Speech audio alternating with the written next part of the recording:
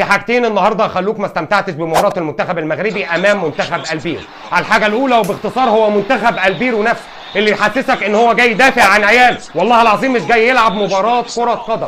وكمان الاستاد اللي هم كانوا بيلعبوا فيه مترو بلوتانو، تحس ان روح سيميوني معففه في المكان، تحس ان النهارده المنتخب المغربي جاي يلاعب اتلتيكو مدريد. ما كان بناقص بيرو والله العظيم، كانوا جابوا اتلتيكو مدريد. ولكن الحاجه الثانيه والمهمه هي معلق المباراه يا عزيز، معلق المباراه اللي حسسك ان هو بيعلق على مباراه لاولمبيك الدشيره وشباب بن جرير. والله العظيم انت بتعلق على رابع العالم المنتخب المغربي، والقناه الرياضيه برغم مصاريفها والتغطيه والرؤيه الاتش دي والتصوير والاخراج وكل حاجه لازم تجيب معلق يحمسنا شويه. معلق المباراه اللي في الشوط الاول خلاني والله العظيم افكر في كل حاجه، افكر في الديون اللي عليا، اسرح كده ازاي هكمل نهايه الشهر، طب استلت منين، طب مش عارف ايه، وخلاني ابعد خالص عن تركيزي للمباراه. والشوط الثاني حسسني ان المعلق بيتكلم في التليفون، قلت يا رب مظلوم، اكيد ده بيتكلم في التليفون، اكيد معاه مكالمه تليفونيه هم. المعلق قاعد عمال يوسوس نفسه وبتاع، بغض النظر بقى عن المباراه واللي حصل في المباراه. ولكن المنتخب المغربي النهارده ما كانش بيلاعب لا كينيا ولا سيراليون ولا الكونغو الديمقراطيه ولا حاجه، بيلاعب فريق البيرو اللي هو تصنيفه ال21 عالميا، بيلاعب برضه منتخب قوي جدا ومنتخب مستعد من بعد ما سمع وشاف ان المنتخب المغربي بيجيب هدفين في البرازيل وبيكسب البرازيل كلهم. حتى الساخرين بتوعهم بتوع بيرو قالوا لا، لو احنا جبنا هدف فالمغرب هتجيب 53 هدف. وناس تانية من بيرو قالوا يا رب المغرب تكسب 20 عشان المدرب ده يمشي. واضح طبعا ان المدرب تحس ان هو مدرب سادي، او اقسم بالله العظيم مدرب كده عنفواني حبتين. اللاعب بتاع بيرو كان مصاب وعمال يشاور له، عمال عايز اطلع عايز اطلع، استنى لما شرايين اللاعب اتقطعت من جوه وقام مطلعه بتاعه. بغض النظر كمان عن اللعب النهارده وانت بتتفرج، انا حمدت ربنا ان الحكم صفر. سيبك بقى، اصل احنا تعادلنا، اصل احنا كنا نامل ان احنا نجيب اهداف وبتاع. قسما بالله لو كنا كملنا نص ساعه كان في ممكن 6 يكونوا اتنقلوا للعنايه المركزه و4 توفاهم الله. لعيبه بتلعب بهمجيه قوي، بيلعبوا بعنف قوي. سفيان بوفال نازل يمضي حضور وانصراف، الراجل ما لحقش حتى يسلم على اللعيبه، هوب قام بلع طرده. وحكم المباراه لو كان راجع على اللقطه كان هيلاقي الواد رزع سفيان بوفال بالرجل. لكن عجبني سفيان بوفال، خد حقك في وقتها. سفيان بوفال حتى وهو على الارض كده قام رازع الواد بالرجل في وركه، وهما الاثنين قاموا واخدين طرد. ولكن من اول المباراه انا ببص على التشكيله لقيت بسم الله ما شاء الله عبد الصمد الزلزولي وهبالك مكان سفيان بوفال. وعجبني جدا ان وليد الركراكي بدا بعبد الصمد الزلزولي علشان عبد الصمد الزلزولي يثبت لنا ان النهارده ان وليد الركراكي هيبقى عنده حق كبير جدا لو استبعده في اي مباراه، مفيش اي مشكله. البلاصه دي او المكان ده في المباراه الهامه هو مكان سفيان بوفال وليس عبد الصمد الزلزولي. ولكن مكان اشرف حكيمي كان مزراوي عاجبني.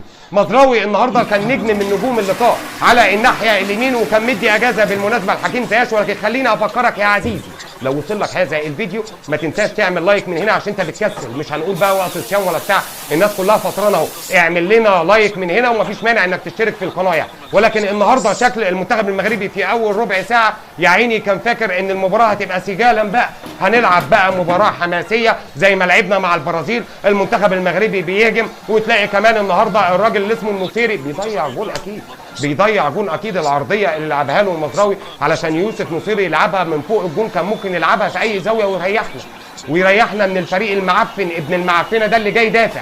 جاي يدافع عن ايه؟ هو المنتخب المغربي جاي ياخد حد من عيالك؟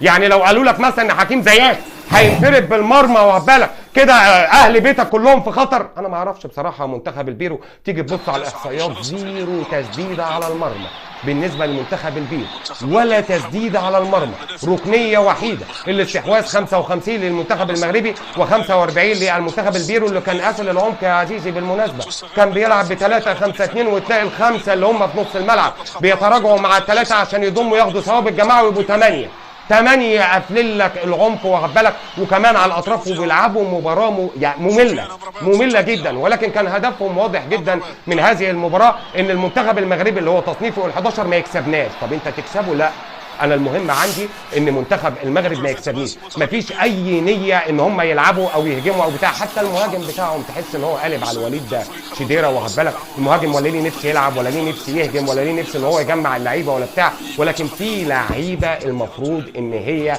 تحس باماكنها بالخطر حبتين، لان انا شايف برضو بعض الثقه في اللعيبه ضمنت مراكزها بسم الله ما شاء الله. وكده كده في اي مباراه وديه رسميه احنا كده كده هنلعب. نزل لنا بقى الدراري اللي انت نزلتهم دول في المباراه المقبله يا عم وليد الركراكي. كده كده انت ضامن الصعود لتصفيات افريقيا نفسها كوتيفوار 2024. نزل بقى الدراري وحاول تهدد برضو اماكن بعض اللعيبه، ومحدش يجي جنب الراجل اللي اسمه سفيان المرابط.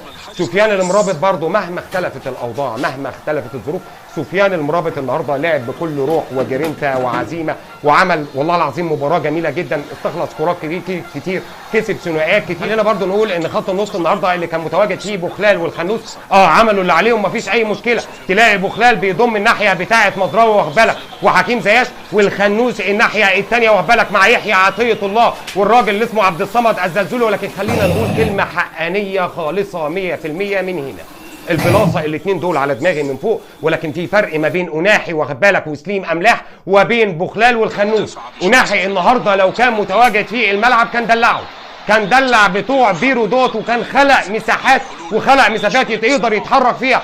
سيبك من عبد الصمد الزلزولي، كان لو كان بدا واخد بالك بسفيان بوفال، ولكن واضح ان هو بيريح اللعيبه، واضح ان هو بيجرب اللعيبه. ولكن المكان بتاع اناحي لا غنى عنه. اناحي لازم يتواجد في كل مباراه. طبعا كل العذر اللعيبه في اقل من 4 ايام واخد بالك اللعيبه بتلاعب البرازيل الاول عالميا وبتكسبه، وبتروح لبيرو اللي هو همجي في كل حاجه. حتى الجمهور بتاعهم امبارح عايز يقتحم الفندق بتاع المنتخب البيري، وبيتخانق مع الامن بتاع اسبانيا وبتاع. حشاشين شكلهم كده، حشاشين وضاربين ليريكا وضاربين بودو واخد بالك واخدين شمه وزطله وكل حاجه. الجمهور النهارده في الملعب عامل لك صداع. ولكن الجمهور المغربي كان متواجد النهارده اكتر من 10,000 مغربي كان متواجد متروبوليتاني دوت، وكان نفسي ان هم يلعبوا في اي استاد الا الاستاد ده.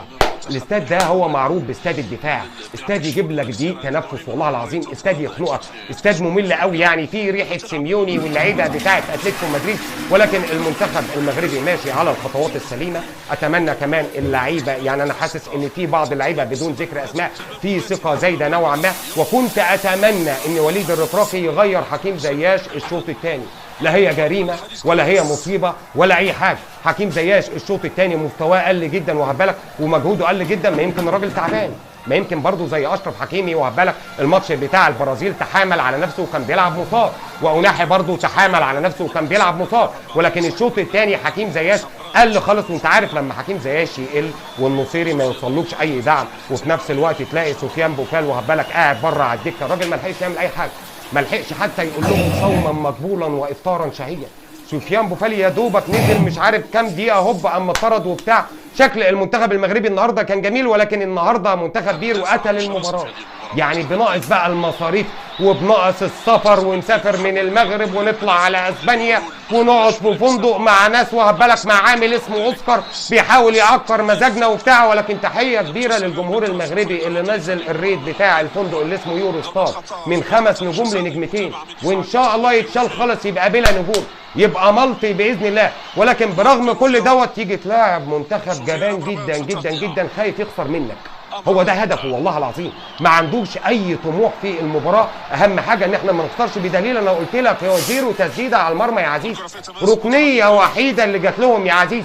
والله العظيم زي ما بقول لك كده، لا بيلعبوا ولا بيتنيلوا ولا اي حاجه، كلهم خانقين اللعيبه في نص الملعب، خانقين العمق، خانقين الاطراف. المنتخب المغربي بيحاول يوجد حلول على الاطراف، بيحاول يدخل حكيم زياش واخد بالك في منطقه العمق، بيحاول يحرك الباكات. تلاقي يحيى عطيه الله عمال ينطلق، تلاقي الراجل مزراوي عمال ينطلق، رومان سايس واكراد كانوا في راحه تامه، ياسين بونو كان بيشاهد المباراه على في الفندق، ياسين بونو ما اتشطش عليه ولا تسديده ولا اي حاجه ولا حصل اي خطوره وبتاع. ولكن كل التوفيق طبعا للمنتخب المغربي، ونتمنى برضو ان وليد الركراكي يدفع بالدراري اللي هو نزلهم في الشوط الثاني النجوم الشابه الجديده ديت، لان اكيد طبعا المنتخب المغربي لا قدر الله حصل حد اتصاب ولا اي حاجه يعني. ومبروك طبعا للمنتخب التونسي.